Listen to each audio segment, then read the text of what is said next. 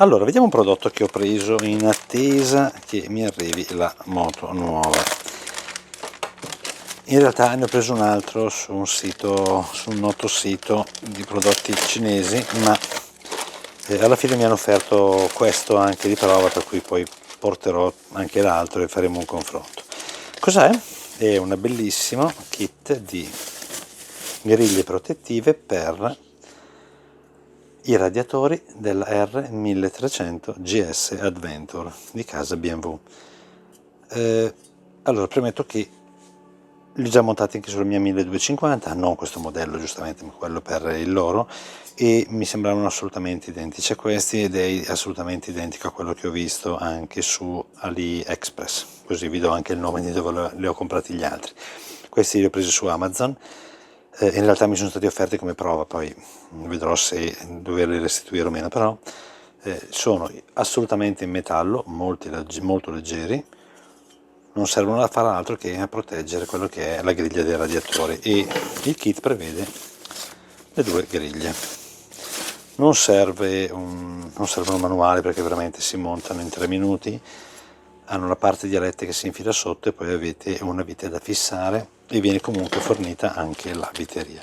Adesso, non avendo la moto, non posso fare nessuna prova di installazione, però non dubito che vadano assolutamente bene. Sono prodotti che alla fine, ripeto, forse non so, i prodotti che costano 50-60 euro offrono qualcosa di più, ma ci credo anche poco. Questi antiberry comunque sono in metallo, non è alluminio, comunque diciamo in metallo, non è pesantissimo, per cui fossero anche in alluminio sarebbe anche meglio. Sono verniciati molto bene, nero opaco, non è un prodotto che poi è in vista, però secondo me potrebbe essere molto interessante. Non vi so dire se vanno bene anche per la 1300 GS standard. Io ho preso l'Adventure, per cui sto aspettando quella. In realtà sembrerebbe di sì, per cui almeno dalla descrizione, anche quelle degli originali, scusate, dei famosi brand Wonderlic piuttosto che Motea e così via, sembrerebbe che siano assolutamente le stesse griglie, per cui però questi costano decisamente meno. Questi su Amazon costano una trentina di euro e su AliExpress forse la metà, 15-16 euro.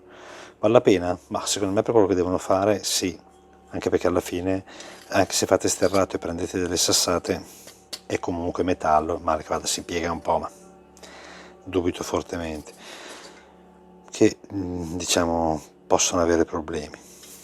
È un pezzo di ferro a protezione. Va bene, comunque vi lascio il link in descrizione, e eventualmente appena arriveranno diciamo gli altri dalla Cina vedremo un attimino quali saranno le differenze. Diciamo che qui la differenza è comunque il prezzo, cioè questi arrivano su Amazon, il grosso vantaggio è che se vanno bene perfetto, male che vada le restituite in 2 secondi e vi ridanno assolutamente tutti i soldi che avete speso.